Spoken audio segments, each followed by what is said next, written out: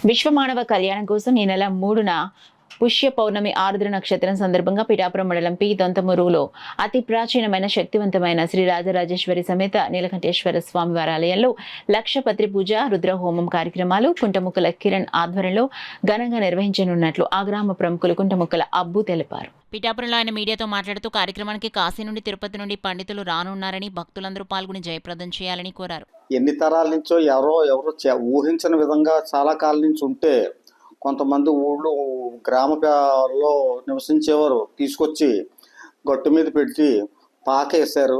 దినదిన ప్రవర్తమానమై ఆ పాక పెద్దల యొక్క సహకారంతో కొంతమంది ఆర్థికంగా పెద్దలు ఉపకారం చేసే వారి యొక్క సహాయంతో పెరిగి చాలా కాలం అయిన తర్వాత జనవరి 3వ తారీఖుని నా కుమారుడు కొయ్వి పిఆర్ కిరణ్ ఆధ్వర్యంలో రుద్రహోమం, బిల్వార్చన, అమ్మ కుంకుమార్చన, లలితార్చన జరుగుతున్నాయి. కాబట్టి భక్తులందరూ వచ్చి ఆశీర్వదించి తీర్థ ప్రసాదాలు స్వీకరించగా కోరుతున్నాను. నమస్కారం. ఈ సందర్భంలో తిరుపతి నుంచి ప్రొఫెసర్ కొంతమంది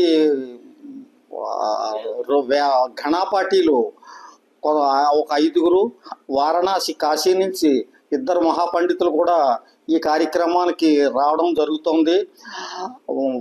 అలహాబాద్ అంటే త్రివేణి సంగమం నుంచి గంగను కూడా తీసుకొచ్చి అభిషేకానికి వేయడానికి జరుగుతుంది. కాబట్టి అతి